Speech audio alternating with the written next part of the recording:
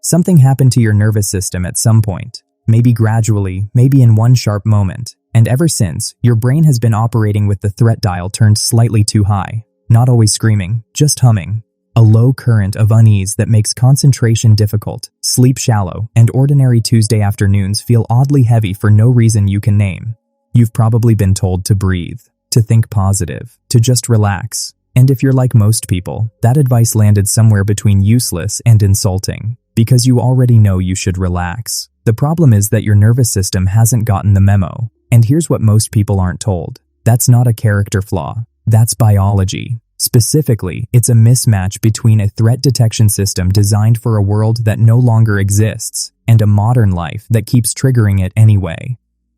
What we're going to cover today is the actual mechanism, what's happening inside your brain and body when anxiety takes hold, and more importantly, 3 specific, research-supported tools that can begin to reshape those patterns over time. Not suppress them, reshape them. There's a meaningful difference, and understanding that difference is where this whole thing starts. Let's start with the architecture. Deep in the center of your brain, roughly the size and shape of an almond on each side, sit 2 structures called the amygdalae. Think of them as your brain's smoke detectors. Their job, evolutionarily, is to scan the environment for anything that could kill you and trigger a rapid response before your conscious mind has time to deliberate. This system is extraordinarily fast. We're talking 80 to 100 milliseconds to fire, compared to the 200 to 500 milliseconds it takes for information to reach your prefrontal cortex, which is the thinking, reasoning part of your brain, your amygdala. Dala has literally already decided you're in danger before your frontal lobe knows what's happening. In a world where the threat was a predator in tall grass, this was impeccably designed. The problem is that your amygdala cannot distinguish between a lion and an unanswered email from your boss. It responds to social rejection with the same urgency as physical harm. It treats uncertainty, about money, about health, about what that person meant by that comment, like a genuine survival threat, because in the ancestral environment, uncertainty often was. Here's where it gets neurochemically specific. When your amygdala fires, it triggers a cascade through a structure called the hypothalamus, which activates what's called the HPA axis, the hypothalamic pituitary adrenal system. This results in a rapid release of adrenaline, technically called epinephrine, which hits your bloodstream within seconds. Heart rate up, pupils dilate, digestion slows. Your body is preparing to run or fight. Shortly after, if the stressor persists, cortisol follows, released from your adrenal glands, sitting just above your kidneys. And this hormone sustains that state of heightened alertness for much longer. Dr. Robert Sapolsky at Stanford, who has spent decades studying stress biology, describes chronic cortisol elevation as essentially your body running a marathon it never gets to finish. The fuel burns, the muscles stay tense, the cardiovascular system stays elevated, and over time, that takes a toll on everything from immune function to memory formation. The prefrontal cortex, your rational brain, is supposed to act as a brake on the amygdala. It can assess context, recognize false alarms, and send inhibitory signals down to dampen that threat response. But there's a catch. Under acute stress, cortisol and norepinephrine actually impair prefrontal function. The very system you'd use to talk yourself down gets partially offline during the moments you need it most. Research published in the journal Nature Neuroscience demonstrates this clearly. High norepinephrine release shifts processing from the prefrontal cortex toward the amygdala, essentially amplifying the fear circuit while suppressing rational override. This isn't weakness. This is an architecture problem, and architecture can be changed. Neuroplasticity, the brain's ability to physically restructure itself based on experience, is not a metaphor. It's literal. Neurons that fire together wire together, as the neuroscientist Carla Schatz described it. Repeated activation of a circuit makes that circuit more efficient, more automatic, more default.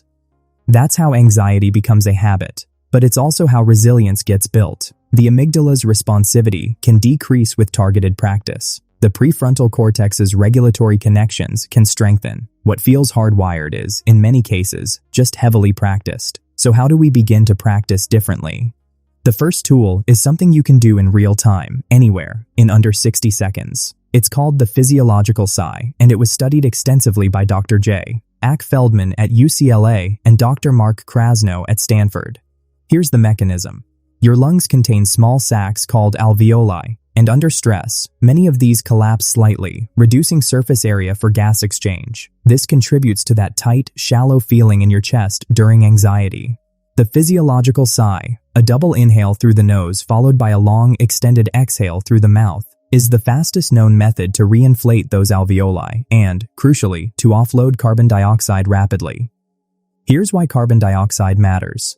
The actual driver of panic symptoms, the racing heart, the sense of suffocation, the dizziness, is largely driven by rising CO2, not falling oxygen. When you exhale fully, you dump CO2 and directly signal your brainstem to slow heart rate through the vagus nerve. A 2023 study published in Cell Reports Medicine found that 5 minutes of cyclic sighing daily produced the most significant reductions in anxiety and improvements in mood compared to other breathing techniques studied, including box breathing and mindfulness meditation. The protocol: 2 sharp inhales through the nose, filling your lungs completely on the first, then adding a small top-up on the second, followed by a slow, complete exhale through the mouth for as long as you can sustain it. Do this once during acute anxiety for rapid relief, or 5 minutes each morning to recalibrate your baseline. It won't feel dramatic. It'll feel like a quiet reset. That's exactly what it is. The second tool involves deliberate, controlled stress exposure, combined with a cognitive reappraisal technique. And together, they build what researchers call stress inoculation. The basis here comes from work by Dr. Aaliyah Crum at Stanford's Mind and Body Lab. Crum's research demonstrates that stress itself doesn't damage performance or health. It's the belief that stress is harmful that drives negative outcomes. People who view their stress response as the body mobilizing resources, rather than a sign of being overwhelmed, show different cortisol profiles and significantly better performance outcomes. Here's how to apply this practically. Choose a deliberate stressor. Cold water exposure is ideal because it's controllable, safe, and reliably activates the same adrenaline and cortisol response as psychological stress. Start with 30 seconds of cold water at the end of your shower, water temperature between 55 and 65 degrees Fahrenheit, which is roughly 13 to 18 degrees Celsius. The key is not to grit through it in silence. Instead, during the exposure, actively reframe what you're feeling. This discomfort is my adrenaline doing its job. My body is working. You're not suppressing the sensation. You're recategorizing it in real time. This pairing matters. Cold exposure creates a genuine physiological stress response. The reappraisal trains your prefrontal cortex to engage during that activation rather than going offline. Over 4 to 6 weeks of consistent practice, research suggests your brain begins to recruit the regulatory network more automatically under stress. Not just in the cold shower, but across contexts. You're practicing the very skill you need, staying cognitively present when your nervous system wants to flood. The third tool addresses something most people don't realize they're missing: non-sleep deep rest, sometimes called NSDR or Yoga Nidra. This is a guided practice, typically 10 to 30 minutes, that intentionally brings your brain into a hypnagogic state, the liminal territory between waking and sleep. Electroencephalography studies show this state is characterized by theta wave activity, which is associated with memory consolidation, emotional processing, and dopaminergic recovery. Dr. Andrew Huberman's lab at Stanford has studied NSDR protocols and their effects on dopamine baseline restoration. When we experience chronic stress and anxiety, our dopamine system, which drives motivation, forward momentum, and a sense of possibility, becomes chronically depleted. Sleep partially restores it. NSDR appears to restore it further, even in short durations. The protocol is simple. Find any free NSDR or Yoga Nidra audio track of 10 to 20 minutes, lie down, listen, and follow the body scan instructions. Do not try to control the outcome. Some people fall asleep. Some achieve a deeply relaxed wakefulness. Both appear to work. A word about what doesn't work, or works temporarily, but undermines the system long-term. Avoidance is the primary one. When you avoid situations that trigger anxiety, you reinforce the amygdala's classification of that situation as genuinely dangerous. Every avoidance is a vote for the threat being real.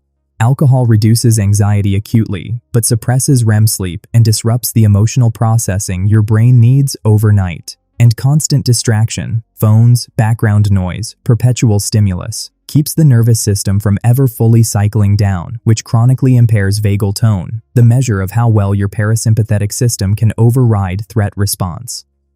Individual responses to all of these tools will vary, and if you're working with diagnosed anxiety or taking medications, please loop in a qualified healthcare provider before modifying protocols. The science here is genuinely robust, but biology is individual.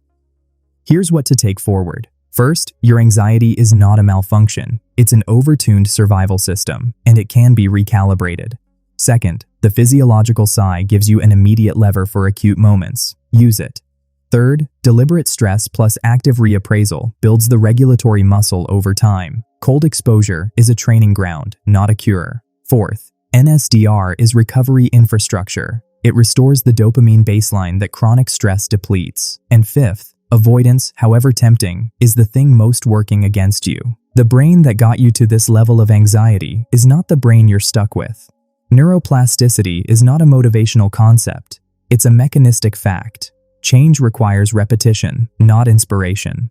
Repetition of the right inputs consistently until the circuits follow. You already have the architecture for this. The question is just what you're going to practice.